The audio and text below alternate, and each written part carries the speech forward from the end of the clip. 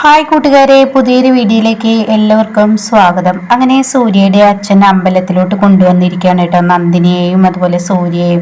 അപ്പം നന്ദിനിയാണെങ്കിലും മടിച്ചാണ് അമ്പലത്തിൽ കയറാൻ ഇങ്ങനെ പോകുന്നത്. അപ്പോൾ ഈ സമയം സൂര്യ പറയുന്നത്, നിന്റെ ഇഷ്ടപ്പെട്ട സ്ഥലമല്ല അമ്പലം, നീ കയറുന്നില്ലേ എന്നിങ്ങനെ പറയുന്നുണ്ട് കേട്ടോ.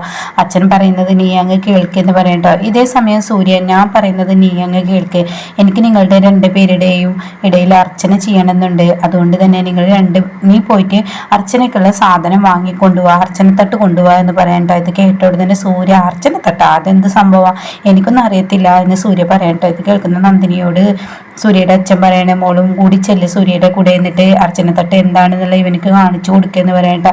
അങ്ങനെ സൂര്യയുടെ കൂടെ നന്ദിനിയും കൂടി ചെല്ലണം കേട്ടോ. പിന്നീട് അർച്ചനക്കുള്ള സാധനങ്ങൾ എന്ന് സൂര്യ ഇങ്ങനെ പറയുന്നുണ്ട്. ആ സമയം അവർ ആ സാധനങ്ങളൊക്കെ എടുക്കണം. അപ്പം അതിൽ പൂമാലയും വരുന്നുണ്ട് കേട്ടോ. അങ്ങനെ രണ്ടുപേരും ഇങ്ങനെ മാറ്റി മറിച്ചിടാനുള്ള ആ പൂമാലയും കാര്യങ്ങളൊക്കെ ആ തട്ടിൽ വെച്ച് കൊടുക്കണം കേട്ടോ. ഇതേ സമയം സൂര്യയുടെ കൂടെ നന്ദിനി ഇങ്ങനെ ചേർത്ത് പിടിച്ച് വരുമ്പോൾ വല്ലാത്തൊരു ആശ്വാസം തന്നെ ഇങ്ങനെ മനസ്സിന് തോന്നുകയാണ് കേട്ടോ. അപ്പൊ ഈ സമയം, വാ മക്കളെ, നിങ്ങൾ വാ, നമുക്ക് പൂജ ചെയ്യാം, ഇതിൽ പല ദൈവവിശ്വാസങ്ങളും ഉണ്ട് എന്ന് പറയട്ടെ. അപ്പൊ ഈ സമയം ഇതെന്തിനാ വെച്ചാൽ പൂമാല, ഇതൊക്കെ കല്യാണം കഴിക്കുമ്പോൾ ഇടുന്നതല്ലേ, അതെ, വ്യത്യസ്തമായ കല്യാണങ്ങളാണ് ഓരോ സ്ഥലത്തും നടക്കുന്നത്. അപ്പൊ നിങ്ങളുടെ കല്യാണം തന്നെ ആലോചിച്ച് നോക്കുന്ന നന്ദിനി പോലും അറിയാതെ നന്ദിനിയുടെ കഴുത്തിൽ താലിയും ഹാരമൊക്കെ ഇട്ട് കൊടുത്തതല്ലേ നീ.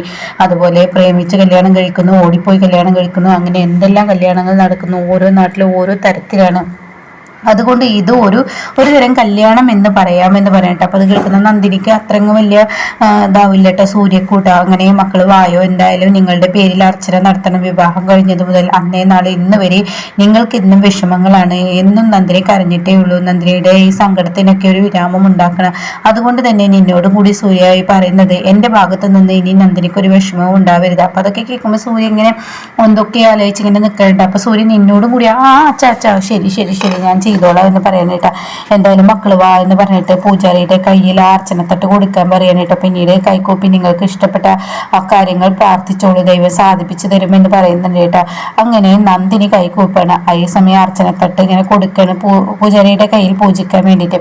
പിന്നീട് ഇങ്ങനെ ഓരോ കാര്യങ്ങൾ ഇങ്ങനെ ഓരോന്നായിട്ട് ഇവർക്ക് പറഞ്ഞു കൊടുക്കുന്നുണ്ട്. അങ്ങനെ നന്ദിനി ഇങ്ങനെ പ്രാർത്ഥിക്കുന്നു, ഈശ്വര, ഇതിന് മുകളിലായിട്ട് എനിക്ക് ഇവരെ സഹിക്കാൻ പറ്റില്ല, എൻ്റെ ഭർത്താവ് എന്ന കോമാളി വേഷം കെട്ട് കിടക്കുന്നത് എനിക്ക് പറ്റത്തില്ല, ഒരുപാട് വേദനയും യാതനയൊക്കെ ഞാൻ സഹിച്ചു, ഇനി ഇതിന് മുകളിലായിട്ട് ഒരു വേദന എനിക്ക് പറ്റത്തില്ല എന്നൊക്കെ ഇങ്ങനെ പ്രാർത്ഥിക്കുമ്പോൾ സൂര്യ ചോദിക്കുക, നീ എന്താ ഇങ്ങനെ പ്രാർത്ഥിക്കുന്നത്, നീ എന്താണ് ശരിക്കും ദൈവത്തിന് മുന്നിൽ പ്രാർത്ഥിച്ചതെന്ന് അതിനോട് ചോദിക്കേണ്ടിട്ടാ. അവൻ എന്തിനു പറയണേ, ഇപ്പൊ പ്രാർത്ഥിച്ചെന്ന് എങ്ങനെ പറയാൻ പറ്റും, ഓരോരുത്തരെ മനസ്സിലെ ആഗ്രഹം നിറവേറണമെന്നുണ്ടെങ്കിൽ പ്രാർത്ഥിച്ച് മറ്റുള്ളവർക്ക് മുന്നിൽ വെളിവാക്കാൻ പറ്റില്ല, അതുകൊണ്ട് തന്നെ പ്രാർത്ഥിച്ചത് എന്തെന്ന് പറയാൻ കഴിയില്ല എന്ന് പറയട്ടോ. അപ്പൊ ഈ സമയം ആ പൂജാരി പൂജയൊക്കെ കഴിഞ്ഞിട്ട് ഇവരുടെ കയ്യിൽ ഇങ്ങനെ പൂജാ തട്ട് കൊടുക്കേണ്ടിട്ടോ. പിന്നീട് ഹാരം കയ്യിലുണ്ട് കേട്ടോ. അത് ആദ്യം സൂര്യയുടെ കയ്യിൽ കഴുത്തിൽ പൂജാരി ഇട്ട് കൊടുക്കുന്നുണ്ട് കേട്ടോ. എന്നിട്ട് പറയണേ, നീ നിന്റെ ഭാര്യയ്ക്ക് ഇത് ഇട്ട് കൊടുക്കുക, നിന്റെ പൊണ്ടാട്ടിക്ക് ഇത് ഇട്ട് കൊടുക്കുക എന്ന് പറയട്ടെ. അപ്പൊ ആ സമയം പൂജാരി ഇത് പറഞ്ഞ ഉടൻ തന്നെ സൂര്യക്കാണെങ്കിൽ യാതൊരു കളങ്കവും ഇല്ലാതെ സൂര്യ പെട്ടെന്ന് ആ മാല എടുത്ത് നന്ദിനിയുടെ കഴുത്തിലോട്ട് നീട്ടുമ്പോൾ, കഴുത്തിൽ ഇട്ട് കൊടുക്കാൻ ഇങ്ങനെ മാല നീട്ടുമ്പോൾ നന്ദിനി പിറകിലോട്ട് പോകണം കേട്ടോ. അപ്പൊ ഈ സമയം മോളെ നീ എന്തേ കാണിക്കുന്നതെന്ന് സൂര്യയുടെ അച്ഛൻ പറയുന്നുണ്ട്. അപ്പൊ നന്ദിനിയാണെങ്കിലും പിന്നീട് സൂര്യയുടെ മുന്നിൽ ഈ ഒരു കഴുത്ത് നീട്ടി കൊടുക്കാനായിട്ട് അങ്ങനെ സൂര്യ കഴുത്തിൽ ഈ ഒരു മാല ഇട്ട് കൊടുക്കാനായിട്ട്. അപ്പൊ ആ സമയം വല്ലാത്തൊരു പേടി തന്നെ നന്ദിനിക്കുള്ളിൽ ഇങ്ങനെ തോന്നാനായിട്ട്. അങ്ങനെ നന്ദിനിയുടെ കഴുത്തിൽ മാല വീഴുമ്പോൾ ഇത് ഏകദേശം ഒരു കല്യാണം കഴിക്കുന്നതിന് തുല്യമായിട്ടുള്ള ആ ഒരു രണ്ടാമത്തെ ചടങ്ങാണ് ഇങ്ങനെ നന്ദിനിയുടെ അച്ഛൻ ചെയ്തിരിക്കുന്നതായിട്ട്. അപ്പൊ അത് ഇവർക്ക് അറിയില്ല. അങ്ങനെ നന്ദിനിയുടെ മുന്നിൽ വെച്ച് തന്നെ സൂര്യ പറയുന്നുണ്ട്, ഇത് വീണ്ടും കല്യാണം കഴിക്കുന്നത് പോലെ ഉണ്ടല്ലോ എന്നിങ്ങനെ സൂര്യ പറയുന്നുണ്ട് കേട്ടോ. അപ്പൊ ഈ സമയം ഇതൊക്കെ ഞാൻ നിന്നോട് നേരത്തെ പറഞ്ഞില്ലേ, ഇതൊക്കെ ഒരു പൂജയുടെ ഭാഗമാണ്, അതുകൊണ്ട് നീ ഇവിടെ മിണ്ടാണ്ടിരിക്കുക എന്നൊക്കെ പറയുന്നുണ്ട്. അങ്ങനെ പൂജാരി തേങ്ങയും കാര്യങ്ങളൊക്കെ കൊടുത്തിരിക്കണം. അങ്ങനെ തേങ്ങ ഉടച്ചിട്ട് അതിങ്ങനെ തിന്നുന്നത്, നിവേദ്യം തിന്നുന്ന ആ ഒരു ഇതൊക്കെയാണ് കേട്ടോ. പിന്നീട് ഇവരെ ഒരു ഒഴിഞ്ഞ ഒരു പ്രദേശത്ത് കൊണ്ടുപോയിട്ട് അവിടെ ഇരുന്ന് കഴിക്കാന്ന് പറയുന്നത് കേട്ടോ. അപ്പൊ ഇങ്ങനെ ഓരോ കഥകൾ പറഞ്ഞു കൊടുക്കാണ്, ഇങ്ങനെയാണ് മക്കളെ നിവേദ്യം കഴിക്കുന്നതും ഈ തേങ്ങ അതിൻ്റെതായ രീതി കുടയുന്നതും അതൊക്കെ അതിൻ്റെതായ ഒരു ഇതുണ്ട്. അപ്പൊ ഇത് രണ്ടുപേരും പങ്കുവെച്ച് കഴിക്കുമ്പോൾ അതിൻ്റെതായ ഒരു ഭാര്യ ഭർത്താക്കന്മാർ ഇത് പങ്കുവെച്ച് കഴിക്കണം എന്നൊക്കെ പറയുക എന്നൊക്കെ ഇങ്ങനെ ആ പൂജയെ കുറിച്ചിട്ടുള്ള ആ ഒരു മഹിമകൾ ഇങ്ങനെ പറഞ്ഞു കൊടുക്കുമ്പോൾ സൂര്യകഥ അത്ഭുതത്തോടു കൂടി കേൾക്കുകയാണ് കേട്ടോ. അപ്പോൾ ഈ സമയം നന്ദിനിയുടെ സൂര്യയുടെ അച്ഛനാണെങ്കിലും മനസ്സുകൊണ്ട് ചിന്തിക്കുന്നുണ്ട്, ഈശ്വര എല്ലാ കാര്യം കൊണ്ടും ഇവർ നല്ല പൊരുത്താണ്, എൻ്റെ മകന് ചേർന്ന പെൺകുട്ടിയാണ്, എന്തായാലും എൻ്റെ മകന് ഈ പെൺകുട്ടി തന്നെ ഉണ്ടാവണം, ജീവിതത്തിൽ എന്നും കൈപ്പിടിച്ച് കേട്ട ഇവൻ്റെ ജീവിതം പല മാറ്റങ്ങളും ഇവനിൽ ഉണ്ടാക്കും എന്നൊക്കെ ഇങ്ങനെ പറയുന്നു കേട്ടോ. അപ്പോൾ കാണാൻ ഒരു വൃദ്ധയായ ഒരു അമ്മയും അതുപോലെ ഒരു മുത്തശ്ശനും മുത്തശ്ശി ആ വഴി വരുന്നു കേട്ടോ. അവരുടെ ആ പ്രണയവും ആ സ്നേഹവും ഒക്കെ കണ്ട് വല്ലാതെ അത്ഭുതപ്പെട്ടു പോവാണ് കേട്ടോ. അപ്പോൾ ഈ സമയം അങ്ങോട്ട് നോക്ക് സൂര്യ എന്ന് പറഞ്ഞിട്ട് സൂര്യയുടെ അച്ഛൻ കാണിച്ചു കൊടുക്കണം, അതാണ് ദാമ്പത്യ ജീവിതം. അവരുടെ ജീവിതം നോക്ക് അവർ പരസ്പരം മനസ്സിന് രണ്ടായിട്ടല്ല അവർ ജീവിക്കുന്ന, ശരീരം രണ്ടാണെങ്കിലും മനസ്സ് അവരുടെ ഒന്നാണ്. എന്താണ് അയാളുടെ ആ ഒരു സംരക്ഷിക്കൽ, അവരുടെ ഭാര്യയെ അങ്ങനെ വേണം സൂര്യ ഭാര്യയെ സംരക്ഷിക്കാൻ. എനിക്കതിനുള്ള ഭാഗ്യമൊന്നും ഉണ്ടായില്ല. മനസ്സെപ്പോഴും ഒന്നാവണം, അല്ലാതെ രണ്ടായി ജീവിക്കാൻ പാടില്ല, രണ്ടാളും ഒരുമിച്ച് ജീവിക്കണം. അങ്ങനെയാണ് ഞാൻ ആഗ്രഹിക്കുന്നത്. അങ്ങനെ ഒരു ഭാര്യയെ കിട്ടണമെന്ന് ഞാൻ പല പ്രാവശ്യം ആഗ്രഹിച്ചു.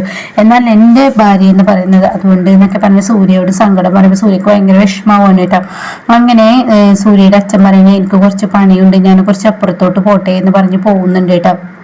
ഇതേ സമയമാണെങ്കിലോ സൂര്യ നന്ദിനിയുടെ കൂടെ ഇങ്ങനെ പോവാം. അപ്പൊ നന്ദിനിയാണെങ്കിൽ സൂര്യ മൈൻഡ് ചെയ്യാതെ ഇങ്ങനെ പോകുന്നുണ്ട് കേട്ടോ. പൂമാലയൊക്കെ കയ്യിൽ പിടിച്ചിട്ട് നന്ദിനി ഇങ്ങനെ പോകുമ്പോൾ, നന്ദിനി നീ എന്താ പോകുന്നത്, അച്ഛൻ പറയുന്നത് കേട്ടില്ലേ, അച്ഛൻ പറയുന്നതനുസരിച്ച് നിൽക്കുകയെന്ന് പറയുമ്പോൾ ദേഷ്യത്തോടു കൂടി ഇങ്ങനെ നോക്കണം കേട്ടോ.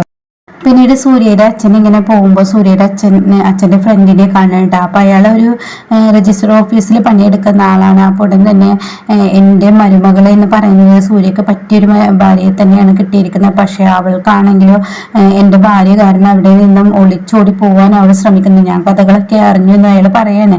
അപ്പം അതുകൊണ്ട് ഞാനൊരു കാര്യം പറയട്ടെ വലിയ സാർ, അത് അപ്പോൾ ഈ രജിസ്റ്റർ ചെയ്യുന്ന ഓഫീസിലെ ആളുടെ പേര് പറയുന്നുണ്ട് കേട്ടോ. ഇവിടെ എന്ത് പേരാണെന്ന് പറയാൻ പറ്റത്തില്ലല്ലോ, അതുകൊണ്ട് എപ്പിസോഡ് വന്നാലേ നമുക്കറിയുള്ളൂ. അങ്ങനെ സൂര്യയുടെ അച്ഛനോട് പറയണം, ഞാനൊരു കാര്യം പറയാം, എൻ്റെ ഫ്രണ്ട് ആയതുകൊണ്ട് പറയണം, ഒരിക്കലും നന്ദിനി ആ വീട് വിട്ട് ഇറങ്ങരുത്. നിങ്ങളുടെ ഭാര്യ എന്തായാലും നന്ദിനി ആ വീട് വിട്ട് ഇറക്കുമെന്ന് എനിക്ക് ഉറപ്പാണ്. അതുകൊണ്ട് തന്നെ ഒരു ലോക്ക് നമുക്ക് ചെയ്യാമെന്ന് പറയണം. ആ ലോക്ക് എന്തെന്ന് സൂര്യയുടെ അച്ഛൻ ചോദിക്കണം. അപ്പോൾ തന്നെ നമുക്കൊരു രജിസ്റ്റർ മാരേജ് ചെയ്താൽ മതി. പിന്നെ സൂര്യക്ക് വേറൊരു വിവാഹം ഒരിക്കലും നടത്താൻ കഴിയില്ല. ആ ഒരു ബന്ധം ഇന്നും നിലനിൽക്കും. അതുകൊണ്ട് തന്നെ അങ്ങനെ ഒരു പരിപാടി ചെയ്തു വെച്ചാൽ നിങ്ങൾ ആര് വിചാരിച്ചാലും, നന്ദിനി വിചാരിച്ചാൽ പോലും നന്ദിനിക്ക് ഭർത്താവ് സൂര്യ തന്നെ ആയിരിക്കും എന്ന് പറയണ്ട. അത് പിന്നെ നിയമപരമായിട്ടാണ്, ലീഗലായി പോയിട്ട് വേണ്ടേരും ഡിവേഴ്സ് ആവാൻ എന്നൊക്കെയുള്ള സത്യം പറഞ്ഞു കൊടുക്കുമ്പോൾ അത് ശരിയാണല്ലോ, ഞാനത് മറന്നുപോയി എന്ന് പറയണം. പിന്നീട് സൂര്യയുടെ അടുത്തോട്ട് നന്ദിനി ഒരു തരത്തിൽ അടുക്കുന്നില്ല. അപ്പം നന്ദിനി ഞാൻ പറയുന്നത് കേൾക്കുന്നതിനോട് ഞാൻ കുറച്ച് സംസാരിക്കട്ടെ എന്നൊക്കെ ഇങ്ങനെ പറഞ്ഞു വരുമ്പോൾ ഈ മുത്തശ്ശനും മുത്തശ്ശി ഇവരുടെ കാൽക്കീഴിൽ ഇങ്ങനെ വരുന്നത് പോലെ ഇവർ പെട്ടെന്ന് അവരുടെ മേത്ത് ഇടിക്കുന്നത് പോലെ ആവണിട്ട.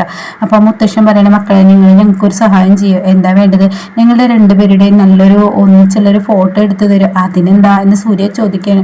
സൂര്യ പറയാണ്. അങ്ങനെ സൂര്യ അവരുടെ മൊബൈൽ മേടിച്ചു കൊടുത്തിട്ട് അവർക്ക് പലതരത്തിലുള്ള ഫോട്ടോ എടുത്ത് കൊടുക്കുന്നുണ്ട് കേട്ടോ. അപ്പോൾ അയാൾ പറയണേ, ഈ മുത്തശ്ശൻ പറയണേ, എൻ്റെ ഭാര്യ ഇതെൻ്റെ പ്രിയതമ, എൻ്റെ പ്രാണൻ, 43-45 വർഷങ്ങളുടെ വിവാഹം കഴിച്ച് ഞാനില്ലാതെ ഇവളുമില്ല, ഇവളില്ലാതെ ഞാനില്ല, ഞങ്ങളുടെ പ്രാണവായി തമ്മിലാണ്, അത്രയും ജീവിത തുല്യമാണ് എന്നൊക്കെ ഇങ്ങനെ പറയുമ്പോൾ ആഹോ അങ്ങനെയാണ് എന്നിങ്ങനെ പറയട്ടെ. അപ്പോൾ അതൊക്കെ കേട്ട് നന്ദിനി ഇങ്ങനെ നിൽക്കുകയാണ്. അപ്പോൾ എന്തായാലും മോനെ ഇത് നിൻ്റെ ആരാണെന്ന് പറയുമ്പോൾ ഇത് എൻ്റെ എന്ന് പറഞ്ഞിട്ട് ഇതെൻ്റെ വൈഫ് എന്ന് പറയണ.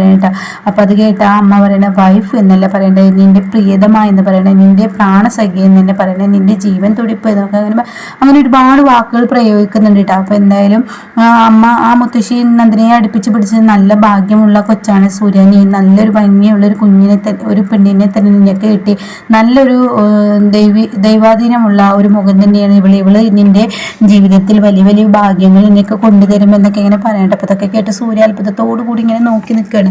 അപ്പോൾ എന്തായാലും ഇനി വരാനിരിക്കുന്ന എപ്പിസോഡ് അങ്ങനെയൊക്കെയാണ് കേട്ടോ.